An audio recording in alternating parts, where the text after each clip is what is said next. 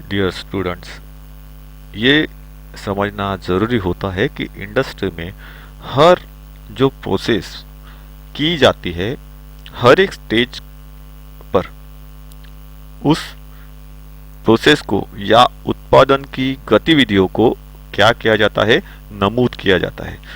ये नमूद करने के लिए या उनको दर्शाने के लिए या उनका रिकॉर्ड करने के लिए डॉक्यूमेंटेशंस जो होता है वो सबसे ज़्यादा इम्पोर्टेंट होता है। तो इन डॉक्यूमेंटेशंस को समझने के लिए हम लोगों को इंडस्ट्रियल इंग्लिश टेक्निकल टर्म्स जो होते हैं वो समझना ज़रूरी होता है, जिसकी वजह से हम उनको या उन डॉक्यूमेंट्स को सही तरीके से फिलअप कर सके या फिलअप किए हुए डॉक्यूमेंट्स को सही तरीके से रीड कर पाए।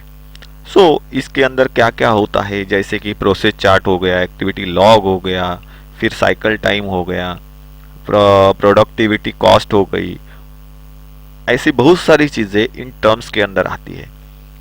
हम लोगों ने पिछले टॉपिक के अंदर या हम लोग कह सकते हैं पिछले पार्ट में क्या देखा था, तो डॉक्यूमेंटेशन क्या है, वो कहाँ पे किस तरीके से रिकॉर्ड किया जाता है, उसके मेन उद्देश्य क्या है, बराबर है।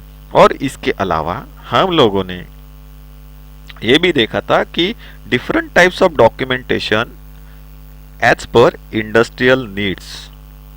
तो इंडस्ट्री की जरूरत के हिसाब से जो डॉक्यूमेंट्स रिक्वायर्ड होते हैं या इस्तेमाल में लाए जाते हैं वो कौन से टाइप में आते हैं। तो बहुत सारे टाइप्स के डॉक्यूमेंट जो है इंडस्ट्री में इस्तेमाल में लाए जाते हैं, डिपेंड अपॉन द इंडस्ट्री। लेकिन कुछ बेसिक डॉक्यूमेंट जैसे कि हम लोगों ने देखा था कि प्रोसेसिंग चार्ट हो गया, बिल ऑफ मटेरियल जिसको शॉर्ट फॉर्म में BOM कहा जाता है, उसके बाद प्रोडक्शन साइकिल टाइम फॉर्मेट हो गया, उसके बाद प्रोडक्टिविटी रिपोर्ट हो गया, मैन्युफैक्चरिंग स्टेज इंस्पेक्शन रिपोर्ट हो गया, जॉब कार्ड फॉर्मेट हो गया, वर्क एक्टिविटी लॉग हो गया, बैच प्रोडक्शन रिकॉर्ड फॉर्मेट हो गया, एस्टिमेटेशन ऑफ वर्क हो गया, मेंटेनेंस लॉग फॉर्मेट हो गया। इस तरीके के अलग अलग डॉक्यूमेंट्स को क्या किया जाता है, इंडस्ट्री में इस्तेमाल किया जाता है, या बेसिकली ये इस्तेमाल में लाए जाने वाले जो फॉर्मेट्स है, इन फॉर्मेट्स के बारे में हम लोगों को जानकारी क्या करनी है, लेनी है। ये जो फॉर्मेट्स है उसके अंदर हम लोगों ने क्या देखा था, तो जैसे कि प्रोसेस चार्ट देखा। तो प्रोसेस चार्ट क्या है, तो ये हम लोगों ने देखा था कि मैं अभी ये प्रोसेस चार्ट के बारे में एक शॉर्टली मैं उसको क्या कर रहा हूं, आपको डिस्क्राइब कर रहा हूं। तो कहा जाए तो प्रोसेस चार्ट क्या होता है, ये चार्ट किसी कार्य को सरल बनाने की एक टेक्निक है। ये रॉ मटेरियल को किसी जॉब के उत्पादन की प्रोसेसेस जो होती है उन प्रोसेसेस को भी दर्शाता है। मतलब रॉ मटेरियल आने से जॉब के ऊपर किए जाने वाली सभी प्रोसेसेस को इसके अंदर दर्शाया हुआ रहता है। तो इसके अंदर कौन से सिंबल्स को इस्तेमाल में लाया जाता है, क्योंकि ये सिंबॉलिक लैंग्वेज का इस्तेमाल करके भी बनाया हुआ रहता है। तो इसके अंदर सिंबल्स हम लोगों ने देखे हैं जो कि यहाँ पे दिखाए गए हैं। उसके बाद इन सिंबल्स का क्या मतलब होता है, जैसे कि एग्जाम्पल के तौर पे प्रक्रिया करना, मतलब ये कोई प्रक्रिया या ऑपरेशन हम लोग बोल सकते हैं या प्रोसेस बोल सकते हैं। तो इसके अंदर क्या होता है कि हम लोगों को प्रोडक्ट का जो पर्टिकुलर शेप होता है वो शेप मिलना स्टार्ट हो जाता है, प्रोडक्ट बनना चालू हो जाता है बिकॉज ऑफ द ऑपरेशन। तो ये कौन से ऑपरेशंस होते हैं, जैसे कि सॉइंग करना, कटिंग करना, पेंट करना, सोल्डरिंग करना, पैकिंग करना। ऐसे इंडस्ट्री के हिसाब से ये ऑपरेशंस जो होते हैं ये बदले जाते हैं। लेकिन ये सभी किसके अंडर आते हैं, तो ऑपरेशंस के अंडर आते हैं। उसके बाद होता है ट्रांसपोर्टेशन, उसके बाद हम लोगों ने देखा इंस्पेक्शन। ट्रांसपोर्ट मतलब उसको सामान को एक जगह से दूसरी जगह पे ले जाना, जिसके लिए हम लोग फोर्कलिफ्ट का इस्तेमाल कर सकते हैं या फिर कन्वेयर का इस्तेमाल कर सकते हैं, या और अदर ट्रांसपोर्ट मीडिया जो होती है जैसे कि क्रेन और इनका इस्तेमाल किया जाता है। तो वो किस में आता है, वो ट्रांसपोर्ट में दर्शाया जाता है। उसके बाद हम लोगों ने इंस्पेक्शन देखा, मतलब क्या है, ऑन द प्रोडक्शन लाइन हमको बार बार उसको इंस्पेक्ट करना पड़ता है कि कहीं पे कुछ खामियां है कि नहीं, प्रोडक्ट पर्टिकुलर दिए गए या निर्धारित किए गए मूल तत्व जो होते हैं या जिसको हम लोग बोलते हैं क्वालिटी स्टैंडर्ड के हिसाब से बन रहा है कि नहीं, वो किसके द्वारा चेक देखा जाता है, तो इंस्पेक्शन के द्वारा देखा जाता है। तो वो डायमेंशन के तौर पे होता है, विजुअल इंस्पेक्शन के तौर पे होता है। उसके बाद होता है विलंब, मतलब जिसको हम लोग डिले बोलते हैं। तो डिले की क्या होती है वजह, कितना समय का वो डिले होता है, ये सब किसके अंदर नमूद होता है, तो इस प्रोसेस चार्ट के अंदर हमें मिलता है। इसके बाद जो हैंडलिंग करने की जो पद्धति होती है, मतलब होता है डिले के बाद होता है स्टोरेज। स्टोरेज का मतलब क्या है कि उसको कहाँ पे स्टोर किया गया है। उसके बाद होता है हैंडल करना या ट्रांसफर करना, मतलब किस प्रकार से उसको आपने या उन प्रोडक्ट्स को, जो बने हुए उत्पाद है उनको आप रखने के लिए या लाने ले जाने के लिए आप कौन सा मीडिया इस्तेमाल कर रहे हो, और उस मीडिया के साथ में आपका हैंडल करने का तरीका कैसे होता है। मतलब उसको बाय मैन्युअली आप हैंडल कर रहे हो, ऑटोमेटिकली बाय मशीन हैंडल कर रहे हो, किस तरीके से आप, तो उसका ब्यौरा जो होता है वो हैंडलिंग के अंदर दिया जाता है। फिर होता है डिसाइड करना या डिसीजन लेना, मतलब ही निर्णय लेना। तो इसके अंदर मटेरियल को परचेस करना है, उसको कहीं पे ट्रांसपोर्ट करना है या कहीं से कुछ मंगाना है, तो ये किसके अंदर होता है, ये डिसीजन के अंदर आता है। तो डिसीजन या डिसाइडेशन के अंदर हमें क्या मिलता है, ये सभी मुभा जो होती है वो मिलती है। तो इसीलिए जो डिसाइड ये पॉइंट होता है उसके अंदर क्या किया हो रहता है। अभी कुछ जो प्रोसेस चार्ट होते हैं उसके अंदर आपको हैंडलिंग नहीं मिलेगा या डिसाइड या डिसीजन जो होता है वो नहीं मिलेगा। तो उनके जगह पे कुछ जगह पे रिमार्क्स आते हैं कुछ प्रोसेस चार्ट के अंदर, उसके अंदर इनके बारे में क्या होता है नोट डाउन किया हुआ हमें मिलता है या हमें उसके अंदर नोट डाउन करना पड़ता है। तो प्रोसेस चार्ट जो होते हैं ये भरे हुए भी रहते हैं, मतलब किसी के द्वारा उसको बनाया हुआ रहता है, या फिर अगर हम इंडस्ट्री में काम कर रहे हैं as a production incharge, as a floor supervisor, as a worker, as a engineer, तो हमें भी इन चार्ट्स को इसी तरीके से भरना पड़ता है। इन चार्ट के अंदर क्या होता है, इंडस्ट्री के बारे में, जो इंडस्ट्री है उसके बारे में पूरी जानकारी होती है कि वो प्रोडक्ट कौन से इंडस्ट्री में बन रहा है, और वो प्रोडक्ट जो होता है उस प्रोडक्ट का नाम या उसका नंबर जो भी होता है उसका डिस्क्रिप्शन वहां पे इस चार्ट के अंदर हमें क्या होता है मिल जाता है। सो हर एक प्रोसेस जो होती है उसको एनालाइज किया जाता है, उसके बारे में शॉर्ट नोट्स उसके अंदर मिलते ही चार्ट के अंदर। उसके बाद कितने क्वांटिटी में वो बना रहा है, चाहे वो रॉ मटेरियल होने दो या कटिंग होने दो या कुछ भी ऑपरेशन होने दो, तो वो कितने प्रोडक्ट के ऊपर वो ऑपरेशन किए जाने वाले हैं, वो कितने क्वांटिटी में है, उसकी पूरी जानकारी यहाँ पे रहती है इस चार्ट के अंदर। उसके बाद टाइम जो होता है वो मिनट्स के अंदर इसके अंदर दर्शाया जाता है, मतलब हर एक डिटेल जो होता है उसके लिए लगने वाला या प्रोसेस के ऊपर लगने वाला जो वक्त होता है इसके अंदर दिया हुआ रहता है। और अगर कोई रेगुलर ऑपरेशन के अलावा कोई अलग प्रोसेस है तो ये प्रोसेस करने के लिए क्या एक्शन ली जाती है या एक्शन लेनी चाहिए, वो भी वहां पे क्या किया गया होता है नमूद किया हुआ है। तो उसके लिए अलग अलग कॉलम्स बनाए हुए रहते हैं, जैसे कि हम लोग यहाँ पे देख रहे हैं। सो प्रोसेस चार्ट के बारे में भी हम लोगों ने क्या किया था वहां पे समझ लिया था। उसके बाद हम लोगों ने बैच रिकॉर्ड फॉर्म्स क्या होते हैं उसके बारे में जानकारी ली। बैच प्रोसेस रिकॉर्ड फॉर्मेट जो है फॉर्मेट 1, उसके बारे में हम लोगों ने यहाँ पे क्या किया था सीखा था। सो इसके बाद नेक्स्ट जो चार्ट हमें देखना है उसको क्या कहा जाता है, बिल ऑफ मटेरियल, BOM।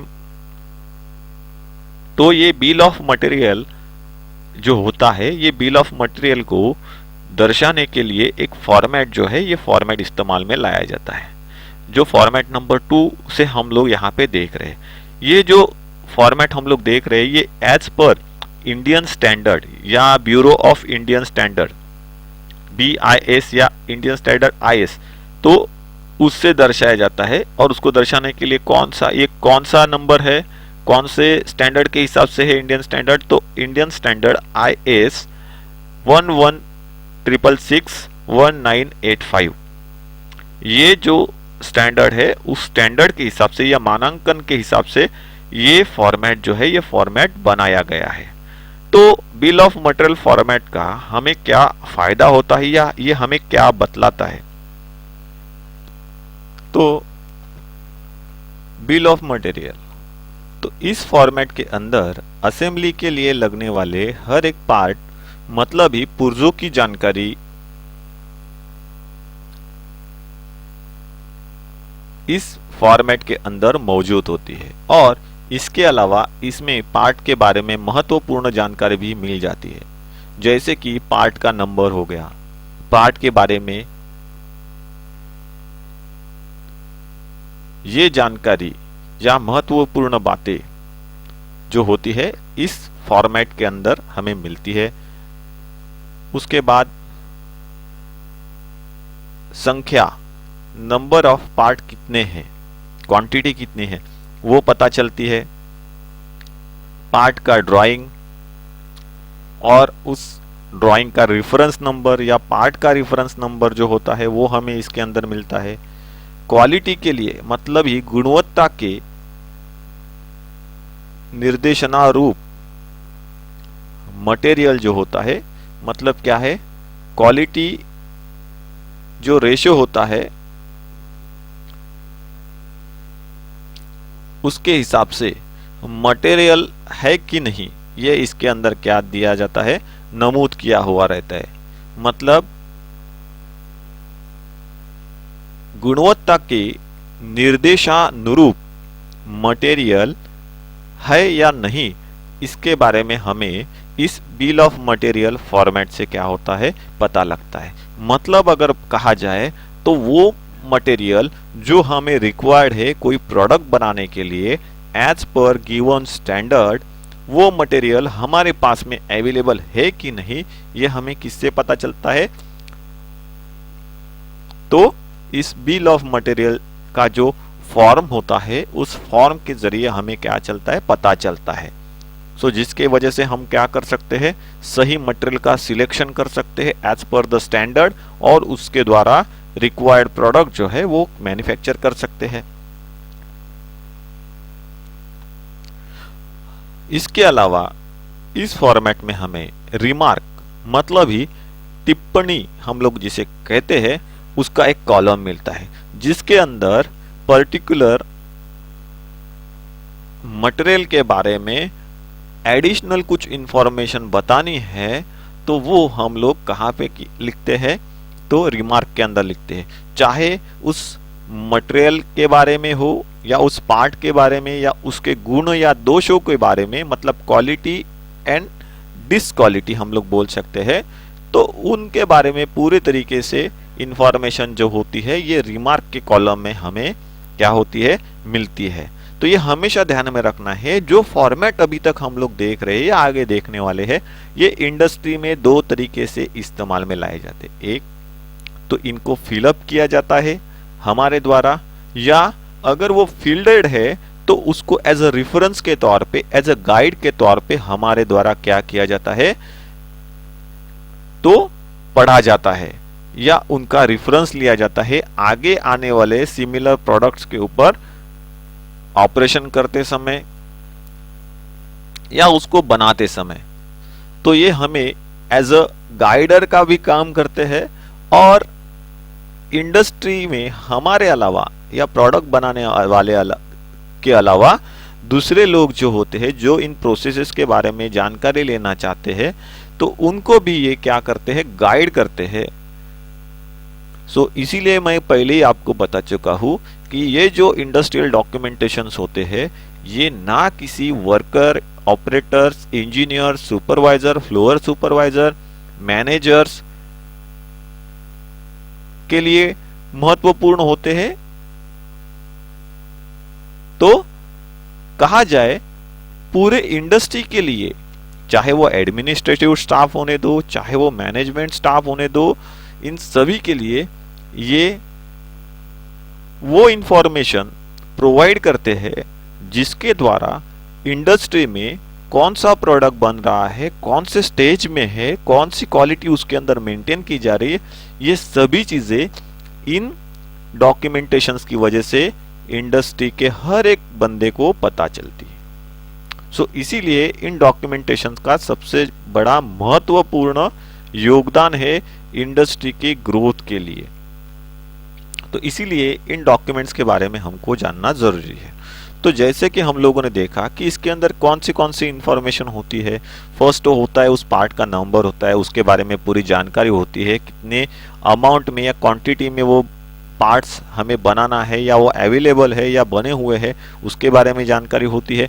अगर उस पार्ट के बारे में या उस पार्ट का कोई ड्राइंग है और उस ड्राइंग का जो रेफरेंस नंबर है, क्योंकि हर एक ड्राइंग जो किसी पार्ट का बनाया जाता है तब उसके ऊपर उसकी डेट होती है, उसके ऊपर वो रेफरेंस नंबर दिया हुआ रहता है, जिसकी वजह से ड्राइंग के अंदर किए गए चेंजेस जो होते हैं वो हमें पता चलते हैं, या अगर वो डायग्राम खराब हो गया तो यूजिंग दैट रेफरेंस नंबर हम लोग वापस नए ड्राइंग की या जॉब के ड्राइंग की नई प्रिंट जो है हम लोग प्रिंट ले सकते हैं। तो सही तरीके का रेफरेंस नंबर ड्राइंग का होने की वजह से हमें कभी भी प्रोडक्शन करते समय रेफरेंस ड्राइंग की शीट अगर खराब हो जाए तो नई शीट हम लोग मंगवा सकते हैं। तो इसके लिए रेफरेंस ड्राइंग नंबर भी दिया हुआ रहता है।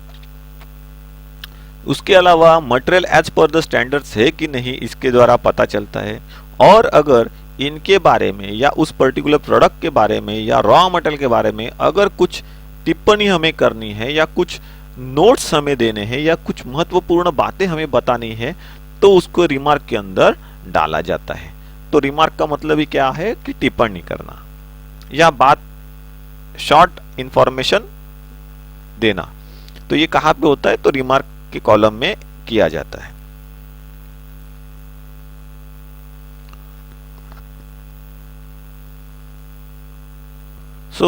हम जो फॉर्मेट यहां पर देख रहे हैं वो BIS मतलब bureau of Indian standard IS 11666 1985 के अनुसार बनाया हुआ है।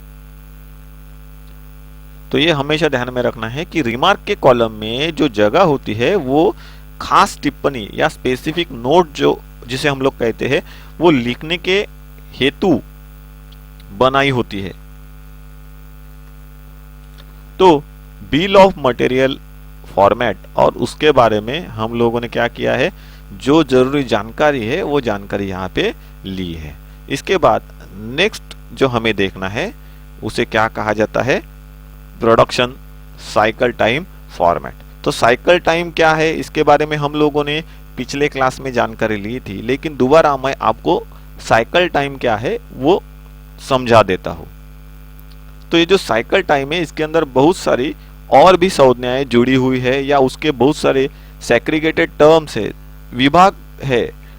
तो साइकिल टाइम एक मुख्य टर्म है और उसके जो उप टर्म्स है उनके बारे में भी हम लोग इसके अंदर जानकारी लेने वाले। तो व्हाट इज साइकिल टाइम, ये पहले हम लोग जानते हैं।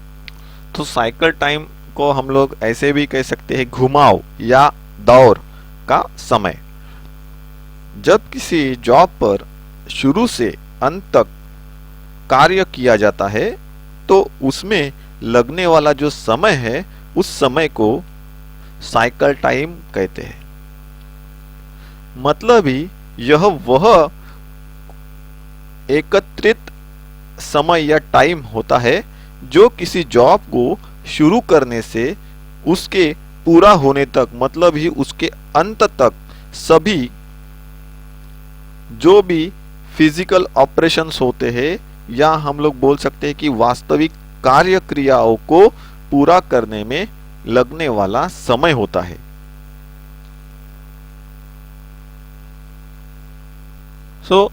साइकिल टाइम के अलावा हम लोगों ने एस्टिमेशन ऑफ मैन्युफैक्चरिंग कॉस्ट, मतलब ही क्या है कि उत्पादन की जो लागत होती है उसका किस तरीके से अनुमान लगाया जाता है उसके बारे में भी जानकारी ली थी। और उसके 3 टाइप्स के बारे में देखा था कि जैसे कि उसके अंदर 3 टाइप्स होते हैं, डायरेक्ट जो संसाधन या मटेरियल इस्तेमाल में लाया जाता है उनकी जो उनके ऊपर जो लागत लगाई जाती है उसके बारे में, उसके बाद जो वर्कमैनशिप है उसकी कॉस्ट और प्रोडक्टिविटी कॉस्ट, ये सब किसके अंदर आता है। तो साइकिल टाइम्स का एक जो फॉर्मेट्स होते हैं उन फॉर्मेट्स के अंदर ये आते हैं।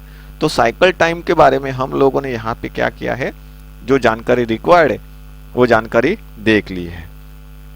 लेकिन इसके अलावा साइकिल टाइम में और बहुत सारे टर्म्स जो है वो टर्म्स इंक्लूडेड होते हैं, जैसे कि मशीन साइकिल टाइम।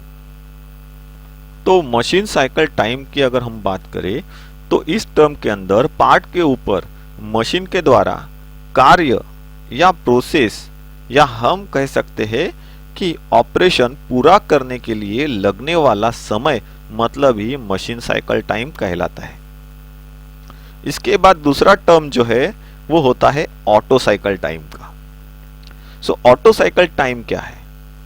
सो ऑटो साइकिल टाइम ये वो समय होता है जिसमें मशीन पूरी तरह से ऑटोमेटिकली काम करती है बिना किसी इंसानी आदेश के। मतलब ये मैन्युअल नहीं चलाई जाती है। तो ऑटो साइकिल टाइम तब काउंटेड होता है या काउंट उस समय पे किया जाता है जब मशीन खुद ब खुद प्रोडक्ट के ऊपर ऑपरेशन कर रही है, वहां पे किसी भी इंसान की दखलंदाजी नहीं की जाती। वो जो समय होता है उसको कहा जाता है ऑटो साइकिल टाइम, मतलब ये प्रोडक्ट ऑटोमेटिकली बनाया जाता है। सो अगर इसका बेस्ट एग्जांपल आपको मैं बताऊं तो जैसे सीएनसी मशीन के ऊपर ऑटोमेटिकली कोई भी प्रोडक्ट बनाया जाता है, उसके ऊपर ऑपरेशन करके उसको फिनिश्ड प्रोडक्ट के तौर पे बाहर लाया जाता है, तो वो जो वर्क पीरियड होता है या प्रोसेसिंग पीरियड होता है जॉब का स्टार्ट होने से, from the loading of material in a machine to get the manufactured product. So ये जो समय होता है उसको क्या कहा जाता है? Auto cycle time. मतलब क्या है? मशीन पूरी तरीके से ऑटोमेटिकली वर्क करती है इस वक्त के दौरान। उसके बाद जो तीसरी टर्म है उसको क्या कहा जाता है? Overall cycle time.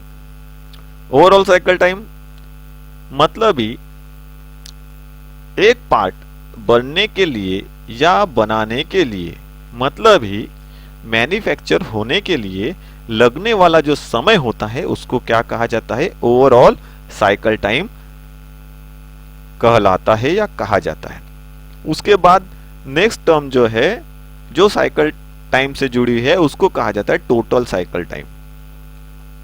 Total cycle time ये वो समय होता है जिसमें मशीन्स, प्रोसेसेस मतलब ही की जाने वाली प्रक्रियाएं या ऑपरेशंस हम लोग कह सकते हैं, और सभी वर्गीकृत साइकिल टाइम्स जो होते हैं, मतलब जितने हम लोगों ने cycle times, different types of cycle times देखे हैं, वो सभी वर्गीकृत साइकिल टाइम्स जिनके अंदर से प्रोडक्ट एक कंप्लीट फिनिश्ड प्रोडक्ट बनके तैयार होता है या बनकर बाहर आता है, ये समय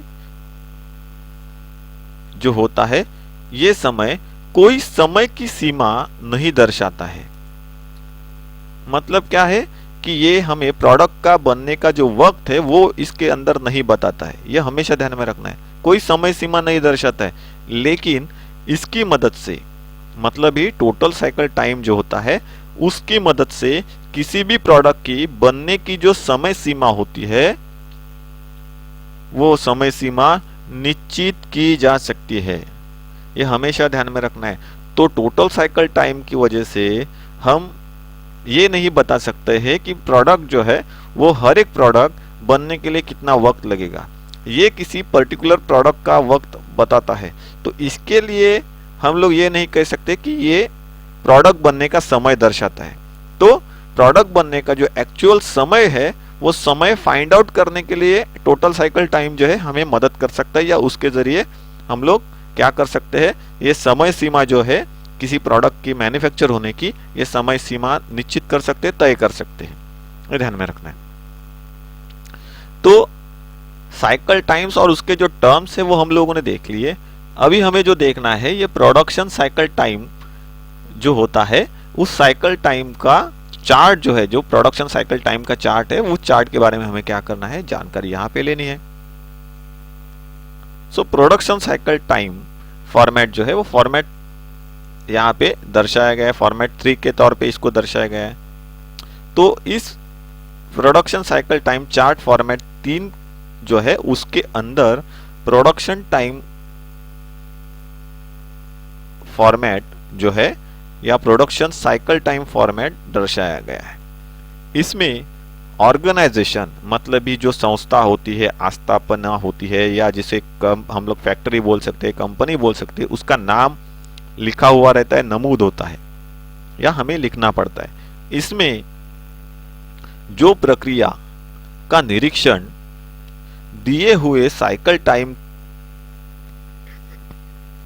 टाइम के साथ नमूद होता है, इसमें हमें क्या क्या पता चलता है, जो प्रोसेस है उसका जो ऑब्जर्वेशन होता है, ये ऑब्जर्वेशन इसके अंदर क्या होता है, सीक्वेंस के अनुसार नमूद किया हुआ रहता है। इसके अंदर साइकिल टाइम जो होता है किसी भी पर्टिकुलर ऑपरेशन का, वो दिया हुआ रहता है। इसके अलावा जिसमें लाइन इंचार्ज का नाम होता है, फिर डेट होती है, टाइम दिया हुआ रहता है, ऑपरेशन का टाइम दिया हुआ रहता है, और ऑपरेटर का नाम जो होता है वो वहां पे नमूद होता है या लिखा हुआ होता है। हर ऑपरेशन के लिए लगने वाला जो समय है वो हमें इसमें मिलता है। ऑपरेशंस का जो सीक्वेंस है या जिसे हम लोग अनुक्रम कहते हैं, ये अनुक्रम हमें यहां पे मिल जाता है। मतलब ही अनुक्रम मतलब सीक्वेंस के हिसाब से हर एक ऑपरेशन हमें मिलते हैं। उसके बाद इसके लिए कॉलम रहता है, ये हमेशा ध्यान में रखना है, मतलब वो कॉलम के अंदर नमूद किया हुआ रहता है। और सबसे कम दोहराने योग्य ऑपरेशन जो होते हैं, मतलब हम लोग बोल सकते हैं कि लेस रिपीटेटिव ऑपरेशन जो होते हैं, ये भी या प्रोसेसेस जो होती है, ये भी क्या होती है, इसके अंदर दर्ज की हुई रहती है या नमूद की हुई रहती है। मशीन साइकिल टाइम के लिए या मशीन साइकिल टाइम के निरीक्षण हेतु लगने वाला समय इसमें इंडिकेट होता है या लिखा होता है।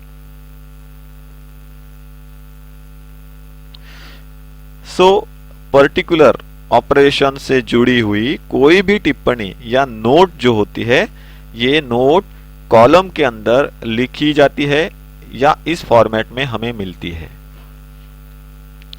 तो प्रोडक्शन साइकिल टाइम फॉर्मेट जो है, ये फॉर्मेट हम लोगों ने क्या किया है, यहाँ पे देख लिया है, उसके बारे में क्या है समझ लिया है।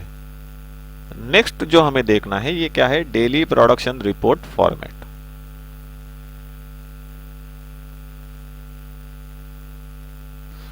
इससे पहले हम लोग प्रोडक्टिविटी क्या है और प्रोडक्टिविटी रिपोर्ट किसे कहते हैं उसके बारे में थोड़ी सी जानकारी लेंगे, जो जानकारी हम लोगों ने पिछले क्लास में पहले ही ले ली है।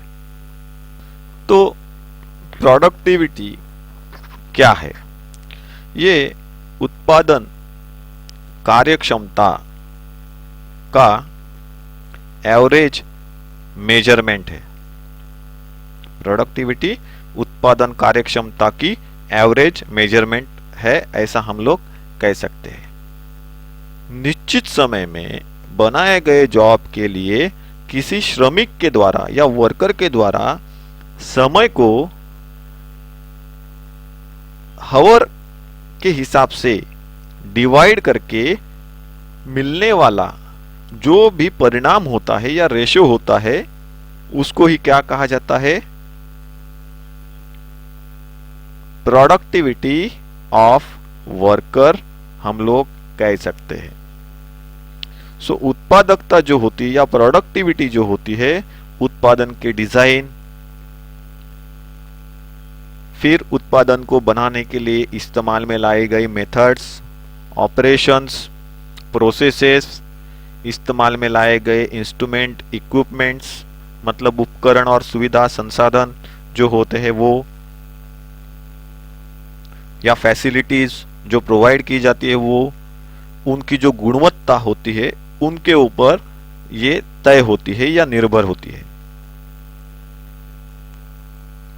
और उत्पादन अगर हमें बढ़ाना है, प्रोडक्टिविटी को बढ़ाना है, तो उसके लिए अत्यावश्यक है कि वो जरूरी है कि हर तरह का जो फिजूल खर्चे होते हैं, मतलब अनवांटेड एक्सपेंसेस हम लोग बोल सकते हैं, वो सभी फिजूल खर्चों को हमें क्या करना चाहिए होता है, तो उनको खत्म करना है होता है या उनको समाप्त करना होता है। तभी हम लोग प्रोडक्टिविटी क्या कर सकते हैं, बढ़ा सकते हैं। तो प्रोडक्टिविटी को जिसके अंदर नमूद किया जाता है, जिस डॉक्यूमेंट्स के अंदर दर्शाया जाता है, that is known as a productivity report. अभी हम लोग देखने वाले हैं क्या, तो डेली प्रोडक्शन रिपोर्ट के बारे में। तो प्रोडक्टिविटी अगर आपको समझ में आएगी तो डेली प्रोडक्शन रिपोर्ट भी आसानी से आप समझ सकते हो। सो यहां पे अगर हम लोग देखेंगे इस फॉर्मेट के अंदर, तो इस फॉर्मेट के अंदर उत्पादन, प्रक्रिया और उत्पादन को दर्शाया हुआ रहता है। ज्यादातर इस फॉर्मेट के तहत हमें उत्पादन मतलब ही प्रोडक्शन के बारे में पता चलता है या मालूमात होती है। इसमें जॉब ऑर्डर नंबर, प्रमाण मतलब ही क्वांटिटी, मटेरियल और उसके साइजेस, हर वो प्रोसेस मतलब ही प्रक्रियाएं जो उत्पादन से जुड़ी हुई है, गुणवत्ता नियंत्रण क्वालिटी कंट्रोल मतलब ही क्वालिटी को निर्धारित करना, पैकिंग और पैकिंग के प्रोसेसेस मतलब ही भराई करना, भरना। इसके अलावा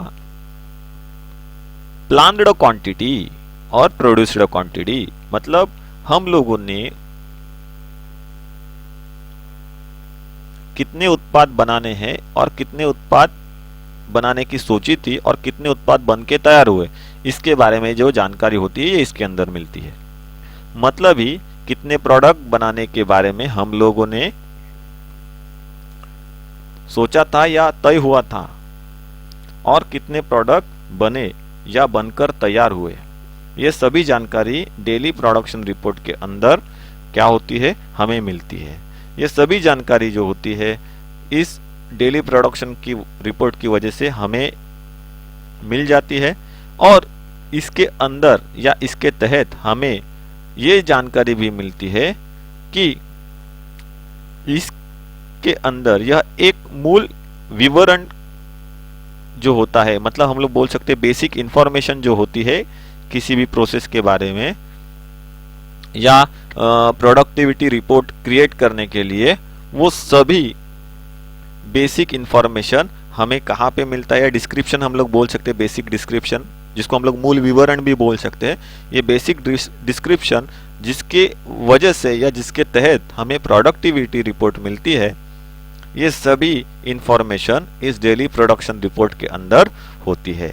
इसके साथ ही इंफ्रास्ट्रक्चर के लिए लगने वाली लागत, कच्चा माल के लिए लगने वाली लागत, फैसिलिटीज के ऊपर लगने वाली लागत,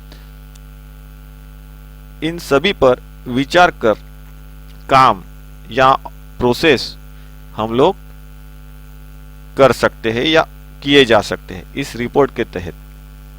तो डेली प्रोडक्शन रिपोर्ट क्या है उसके बारे में हम लोगों ने अच्छे तरीके से यहाँ पे क्या किया है, समझ ली है। इसके बाद नेक्स्ट जो हमें देखना है उसे क्या कहा जाता है, manufacturing stage inspection report. Manufacturing stage inspection report format 5 के तहत उसको दर्शाया गया है। एक ध्यान में रखना है कि ये जो प्रोडक्ट बनाए जाते हैं उनको हर एक स्टेज से गुजरना पड़ता है, हर एक स्टेज में अलग अलग ऑपरेशंस किए जाते हैं। सो कुछ ऑपरेशंस ऐसे होते हैं जिनके अंदर हमें प्रोडक्ट के ऊपर कोई खामियां या कोई थोड़ी सी खराबियां मिलने की शाश्वती होती है या अंदाजा होता है। तो ऐसे समय पे उन स्टेजेस में क्या किया जाता है, प्रोडक्ट जब बनता है या बन के बाहर निकलता है या आगे की प्रोसेस के लिए जाने को तैयार होता है, उस समय पे उनको क्या किया जाता है, इंस्पेक्ट किया जाता है। तो ये इंस्पेक्शन कौन से तरीके से होता है या कौन से तौर पे किया जाता है या कौन से स्टेज पे किया जाता है, तो मैन्युफैक्चरिंग स्टेजेस पे किया जाता है, जिससे प्रोडक्ट के अंदर रिक्वायर्ड जो क्वालिटीज होती है उन क्वालिटीज को हम लोग बरकरार रख सकते हैं, उनको मेंटेन कर सकते हैं। तो ये चीज हमेशा ध्यान में रखनी है। तो ये जो फॉर्मेट है मैन्युफैक्चरिंग स्टेज इंस्पेक्शन रिपोर्ट जो होता है, ये रिपोर्ट या ये फॉर्मेट हमें प्रोडक्शन के समय इंस्पेक्ट करने वाले इंस्पेक्टर के पास मिलता है। सो ये जो फॉर्मेट है, ये फॉर्मेट प्रोडक्शन प्रोसेस को मतलब ही उत्पादन प्रक्रिया को अलग अलग पायदानों पर मतलब ही अलग अलग स्टेजेस पर निगरानी या नजर रखने को मदद करता है जब उन स्टेजेस पर इंस्पेक्शन किया जाता है, जिससे उत्पादन प्रक्रिया के बारे में और उत्पादकता के बारे में,